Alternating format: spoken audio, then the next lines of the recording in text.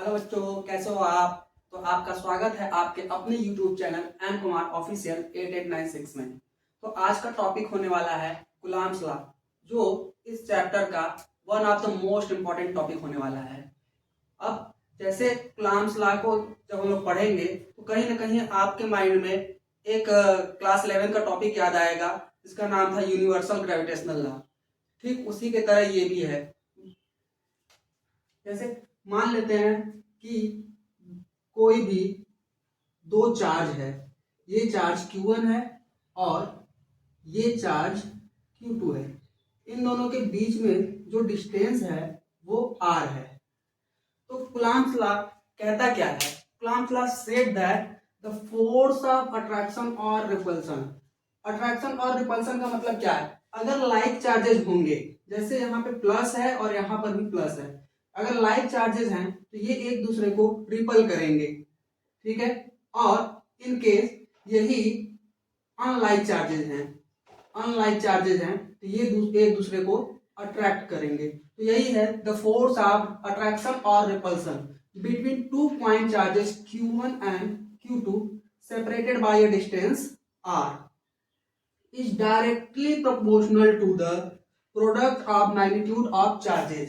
ये directly proportional होता है and inversely proportional to the square of distance between the two charges.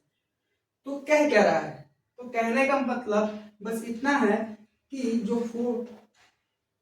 कह रहे हैं, कलाम साहब बोल रहे हैं कि जो electrostatic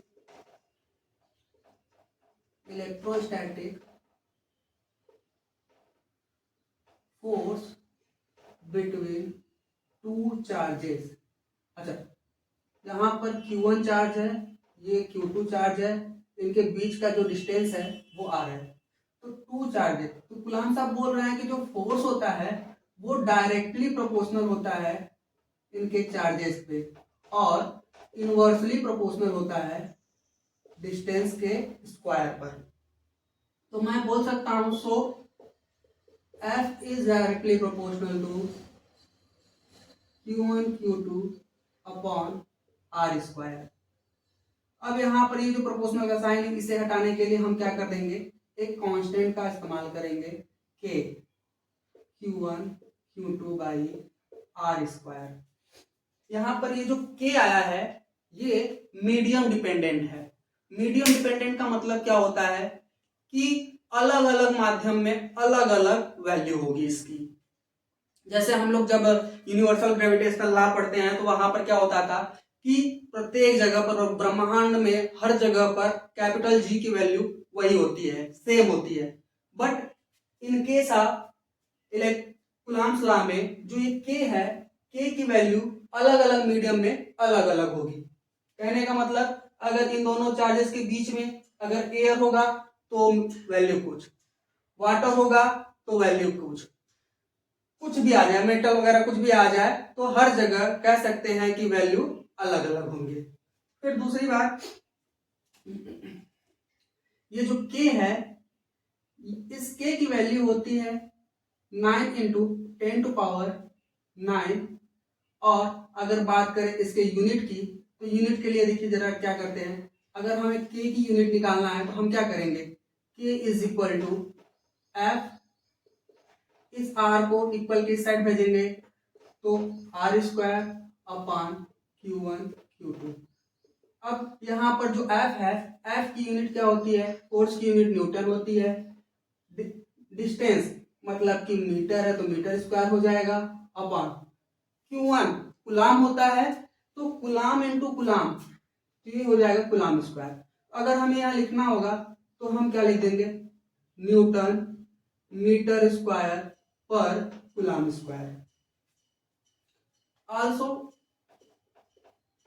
K is equal to 1/4 pi epsilon not. यहां पर देखिए एप्सिलॉन नॉट एक नया कांस्टेंट मिल गया हमको। ये जो एप्सिलॉन नॉट होता है इसको बोल देते हैं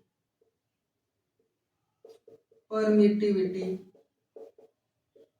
कांस्टेंट, जिसकी वैल्यू होती है 8.85 इंटू 10⁻⁻12।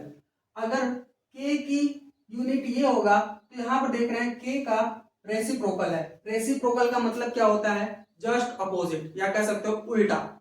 तो जब इसका उल्टा करेंगे, इस यूनिट का हम उल्टा लिखेंगे, क्या हो जाएगा? पर न्यूटन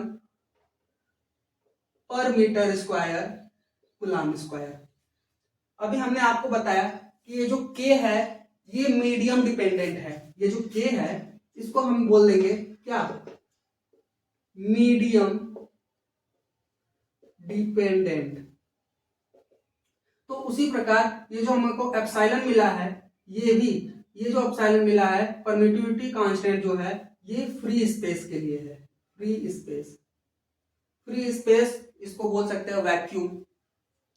तो जो एप्सिलॉन नॉट है ये भी आपका मीडियम डिपेंडेंट कहलाएगा।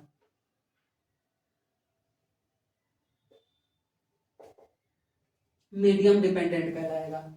अब देखिए, अगर हमें यहाँ पर फ्री स्पेस में एप्सिलॉन नॉट लिखे हैं तो किसी और माध्यम की बात करेंगे, जैसे एयर है बीच में, या फिर वाटर है, इस तरीके से किसी अन्य माध्यम में बात करेंगे तो वहां पर एप्सिलॉन की जगह पर हम केवल और केवल एप्सिलॉन का प्रयोग कर देंगे। किसी अन्य माध्यम के लिए हम एप्सिलॉन की जगह पर एप्सिलॉन लगा देंगे। तो अब हमारा पूरा फार्मूला अगर देखा जाए तो जो फोर्स, इलेक्ट्रोस्टैटिक फोर्स है दो चार्जेस के बीच में, ये बराबर होगा 1/4 pi epsilon not into Q1 Q2 upon r²। ये मिल गया हमें अपने पहले चैप्टर का पहला मोस्ट इंपॉर्टेंट फार्मूला, जिसपे हमें न्यूमेरिकल भी सॉल्व करने हैं, और इसके बाद वाले वीडियो में हम लोग अच्छे खासे न्यूमेरिकल सॉल्व करने वाले हैं इसी कूलम्ब प्रॉब्लम पे बेस्ड। अब एक नोट करके लिख लेते हैं। नोट में क्या रहेगा? नोट करके लिख लेते हैं क्या? रिलेटिव परमिटिविटी,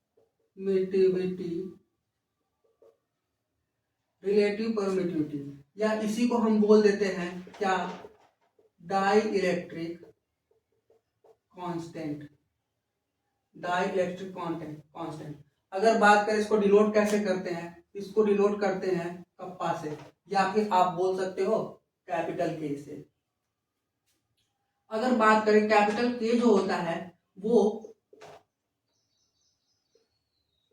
परमिटिविटी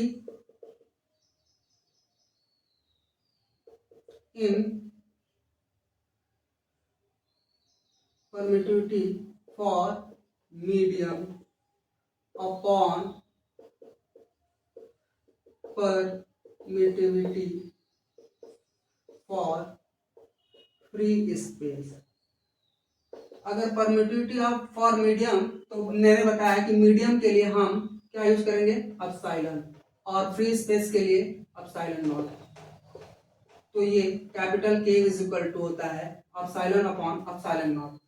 इस चैप्टर में तो हमें यूज नहीं होगा उतना, परंतु सेकेंड वाले चैप्टर में हमें अच्छा खासा यूज होने वाला है इस एप्सिलॉन अपॉन एप्सिलॉन नॉट का। बच्चों, ऐसे ही बने रहने के लिए आप हमारे YouTube चैनल को सब्सक्राइब कीजिए और लाइक बटन को दबा के ही जाइएगा। आपका एक लाइक हमारे लिए मोटिवेशन का काम करेगा, जो हम और भी वीडियो बनाएंगे इस